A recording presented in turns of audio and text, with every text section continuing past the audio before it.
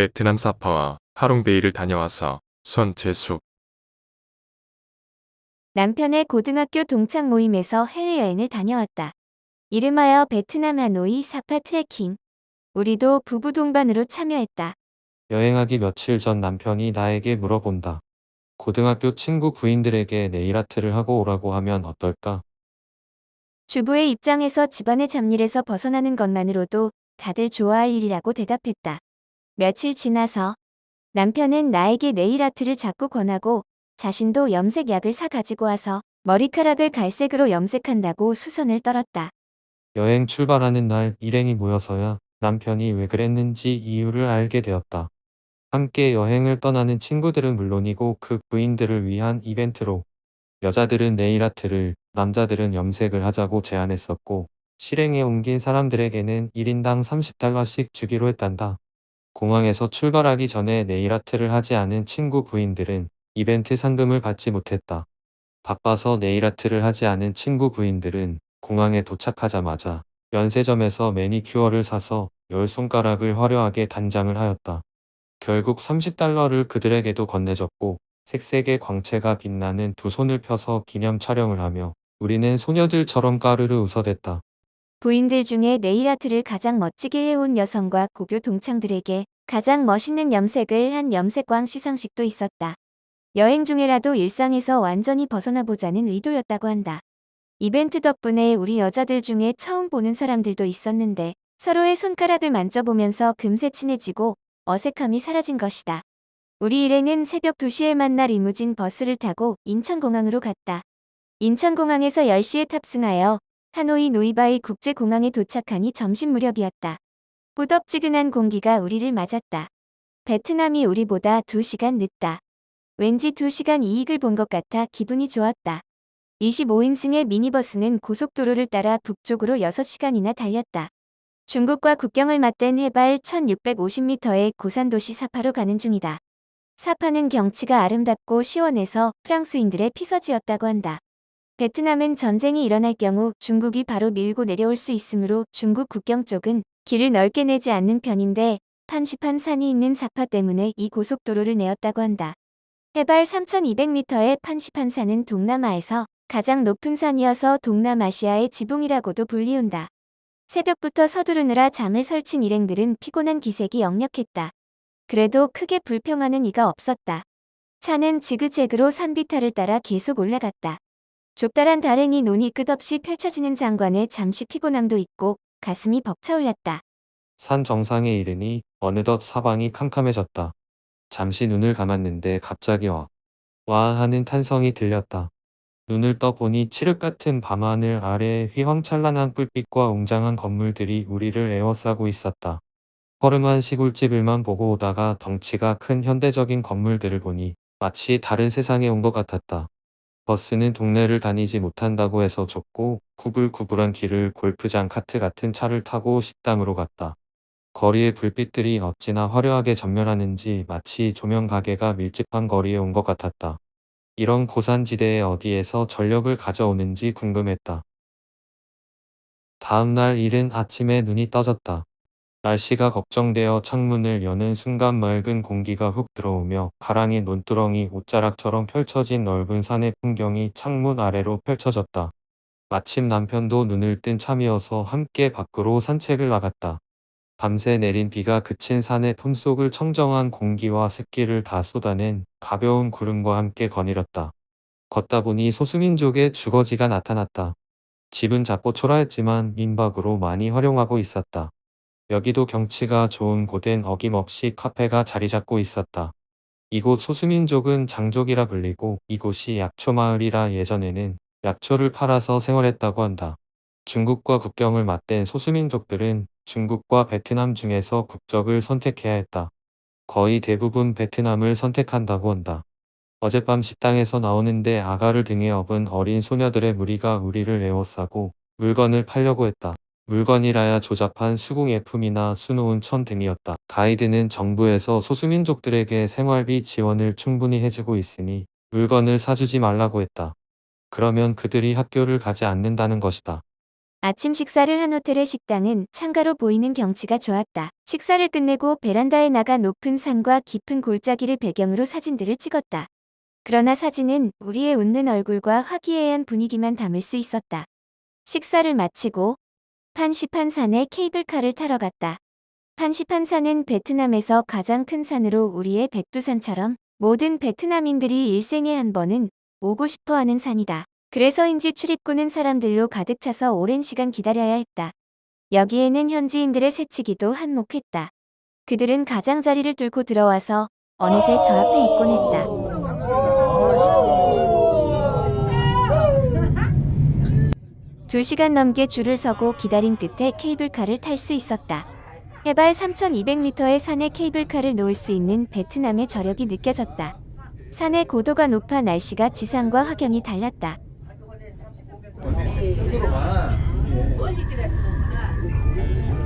우리나라는 마사가 많이 있잖아요. 안 해봤어. 인형화.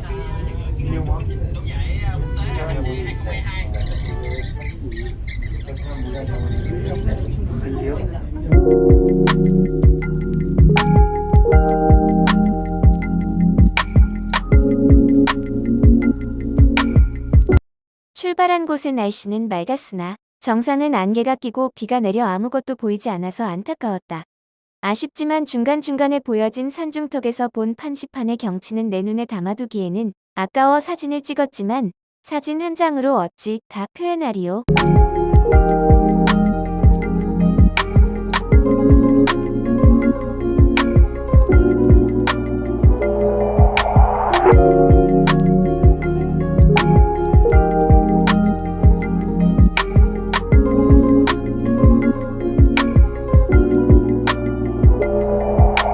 Can you help me? I need more energy. 오후에는 까까 마을 투어를 했다. 까까은 고양이라는 뜻이다. 어느 가게에서 고양이 봉제 인형을 샀는데 선량한 그들의 눈빛과 웃음을 잊을 수 없다.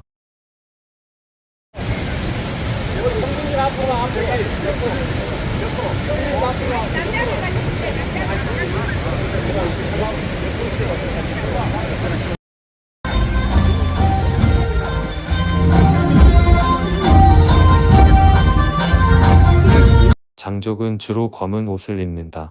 이들의 자수가 유명한데 대개 검정천에 술을 놓은 것이어서 구입하기는 꺼려졌다. 또한 이곳은 청정지역이라 약초가 유명하다. 선물로 꽃차를 샀다. 나를 찍어. 이제 있는 것은 확정해줬죠. 그러면서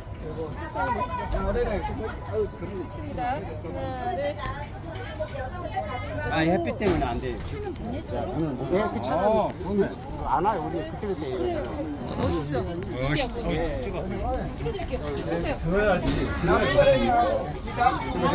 좀 카메라를 들어서 좋아. 오케이, 좋아 하나 주세요. 저녁에는 숙소 근처로 돌아와 시내 마사지 샵에 가서 피로를 풀었다. 혹시나 했는데 이번에도 혼자만의 시간을 갖겠다는 내 남편. 남편은 마사지 받는 것을 좋아하지 않는다. 언젠가 마사지를 받는데 앳된 소녀가 손가락과 팔꿈치를 이용해서 힘들게 등과 어깨를 누르고 자기 다리를 뒤틀리게 하는데 그러한 소녀의 손가락과 팔, 무릎은 뭐가 되겠는가를 생각하면 마사지를 받지 않고 차라리 그 시간에 시내 구경을 하고 차 한 잔과 맥주 마시는 시간을 갖겠다고 했다. 다음 날은 하롱베이에서 크루즈배를 타야 해서 새벽 일찍 출발했다. 사파에서의 힐링도 잠시, 우리는 다시 피로감에 시달렸다. 버스는 덜거덩거리며 좋기 8시간 열을 달렸다. 다들 피곤해 지쳐있을 무렵 클래식을 좋아하고 깊은 소양을 지닌 동창 모임에 회장이 앞으로 나왔다. 요번 여행 중에 지루할 때 친구들에게 들려주고 싶어서 몇 가지 클래식 음악을 준비해왔다고 조심스럽게 얘기한다. 하지만 버스의 오디오 상태가 우리나라의 리무진 버스와는 달리 그다지 좋지 않았다. 그럼에도 우리가 접하기 쉽게, 클래식을 듣기 쉽게 편집해서 기초 지식과 배경 설명을 곁들여 틀어주었다. 덕분에 즐겁게 음악 감상도 하고 창밖 베트남의 풍경을 즐겼지만 또 다른 친구들에게는 취침하기에 적합한 힐링 음악으로 들렸을지 모른다.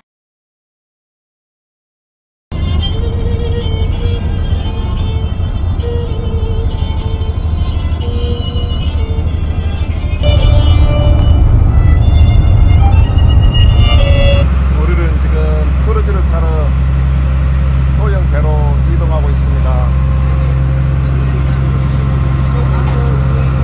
드디어 크루즈에 승선할 때가 되었다. 크루즈 배는 규모가 커서 작은 항구에 들어오지 못하고 먼 바다에 정박해 있기 때문에 작은 배를 타고 건너갔다. 크루즈 배에서의 식사는 참 맛있어서 다들 좋아했다. 아마도 다국적 사람들이 방문하는 곳이라 음식 맛이 보편적이지 않나 싶다. 식사 후에는 카약도 타고 바다에서 수영도 즐겼다.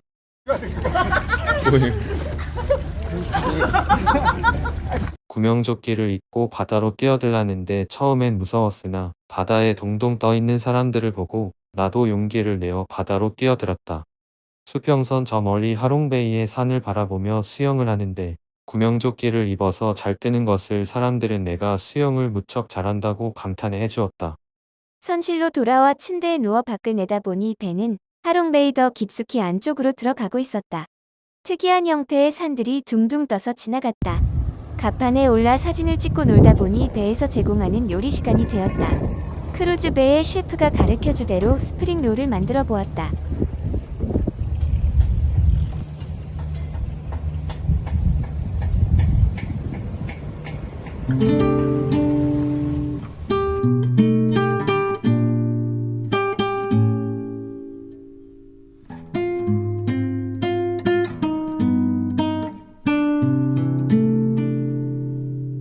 드디어 저녁 식사 시간. 우리 일행은 맥주와 와인을 곁들여 맛있는 뷔페 식사를 하였다.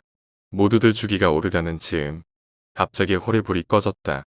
놀라서 중앙을 보니 해피 버스데이, 해피 버스데이 투 유 하며 제복을 입은 배의 승무원들이 생일 케이크를 들고 행진을 하면서 입장하지 않는가. 흐린 조명이라 분명하지는 않지만 여인들의 사진이 인쇄된 플랜카드들 들고 선실 곳곳을 두 바퀴나 돌더니 우리 일행 앞에 멈추어 섰다. 여기 올해 20살 인생을 3번째 맞이하신 여인들이 계십니다. 앞으로 나와주세요. 나를 포함해 올해 60회갑을 맞이한 친구 부인들이 그 주인공이었고 우리에게 생일 꽃갈 모자를 씌워주고 케이크를 하나씩 건네주었다. 객실에 있는 모든 사람이 박수를 치면서 함께 노래를 부르며 축하해준다. 여행사 대표가 특별히 준비한 이벤트로 주인공들을 축하해주면서 함께한 모든 여성들에게도 선물 봉투를 전했다. 서빙한 승무원들을 일렬로 세워 팁을 주는 재미있는 장면도 연출했다.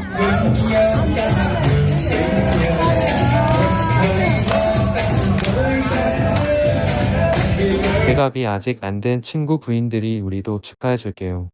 나가서 춤춰요. 했다. 누가 먼저라 할 것 없이 우르르 무대로 올라가 흥겹게 춤을 추고 노래를 불렀고 우리들의 노래가 끝나자 홀에 있던 다른 외국인들도 우리에게 다가와서 축하를 해주고 젊은 아가씨 2명은 무대로 나가 축하 노래도 부르며 함께 놀아주었다.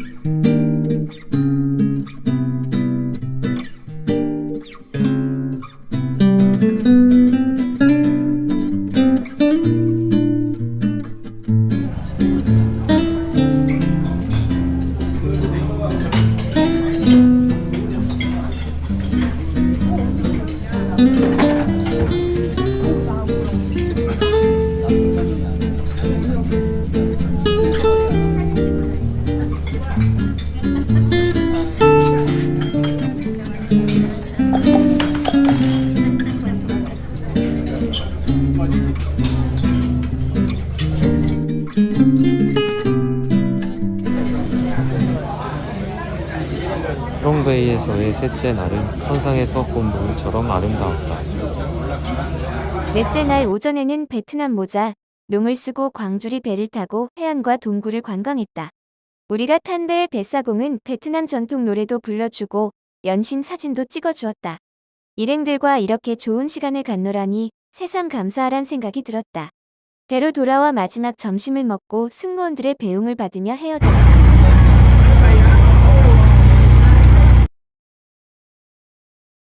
오후에는 호안기엠 호수 주변을 돌아다녔다. 과일 가게에서 두리안과 망고스틴, 부탄 등의 과일을 마음껏 먹고 나서 삼삼오오 흩어져 각자 쇼핑을 했다. 여인들의 눈이 그 어느 때보다도 반짝거렸다. 저녁 식사는 하노이에서 가장 큰 뷔페 식당에서 식사를 했다. 규모가 어찌나 큰지 거기에서 일행을 잃으면 찾을 수 없다 한다. 한국인이 운영하는 식당이라 한다. 그 호화로움과 광활함에 놀랐다. 한국의 결혼식 뷔페에서 영감을 받았나 싶었다. 우리가 민속주를 사고 싶어해서 가이드가 우리를 야시장에 데려다 주었다. 팀별로 쇼핑하라고 자유시간을 주어 어슬렁거리는데 한 무리의 젊은이들이 거리에서 음악을 틀어놓고 춤을 추고 있었다. 그들이 우리 일행 중 한 명의 팔을 잡아 끌어당겼다. 우리도 함께 춤을 추고 놀았다. 자기들보다 한참 나이 많은 우리들이 춤을 추고 함께 즐기자 새삼 놀라운지 연신 사진을 찍고 킥킥거리며 웃었다. 하노이의 밤거리는 자유롭고 생동감이 넘쳤다. 젊은이들의 무리도 심심찮게 볼 수 있었다. 나는 하노이를 10여 년 전에 방문한 적이 있다. 그때에는 거리가 온통 오토바이로 넘쳐났었다. 소음과 매캐한 매연이 가득했고 오토바이의 의자들을 얹어 온 가족이 타고 거리를 질주하고 있었다. 여자들도 오토바이 운전을 잘하는데 교통신호도 없이 사람이 길을 건너도 무작정 질주했다. 그래도 사고가 나지 않았다. 지금도 나를 향해 질주하던 한 여성의 맹렬한 눈빛을 잊지 못한다. 그런 눈빛을 가진 베트남은 잠재력이 많은 나라라고 생각된다. 지금은 반은 오토바이가, 반은 자동차가 거리를 뒤덮고 있다. 하노이는 한자어로 강 안에 있다라는 뜻이란다. 집안이 약해서 아파트를 지을 때에는 집안 공사를 단단히 한다고 한다. 베트남도 자식을 키우는데 돈이 많이 들어 자식을 많이 낳을 수 없다고 한다. 평범한 서민들은 맞벌이를 해야 자식을 키우고 살 수 있다. 집도 비싸서 월세로 사는 사람들이 많이 있다. 가이드는 한국에 와서 대학을 다닌 사람이었다. 매번 한국인 관광객이 공항으로 떠날 즈음엔 함께 한국으로 가고 싶어진다고 했다. 작은 몸집에 선한 눈빛의 그 중학생 딸 둘을 키우는 그가 어서 돈을 많이 벌어 집도 사고 한국으로 가족 여행을 올 수 있었으면 좋겠다. 즐거운 4박 5일의 일정을 마치고 한국에 돌아온 우리는 출발한 곳에서 뿔뿔이 흩어졌다. 이전에는 자유여행을 좋아하는 편이었다. 그러나 이번에 단체 관광 패키지로 지인들과 여행을 가보니 이 또한 좋다. 패키지는 또한 사람 여행이기도 하다. 피곤하고 불편할 상황에서도 큰 불평을 하지 않는 친구들을 보며 교양이 있고 멋있게 나이 먹어가고 있구나라고 느꼈고 솔직히 속내를 얘기하는 사람을 보며 역시 친구들의 모임이구나라고 생각했다. 아름답고 지혜로운 친구 부인들에게도 감탄을 했다. 다음에는 더욱 친해져 있으리라.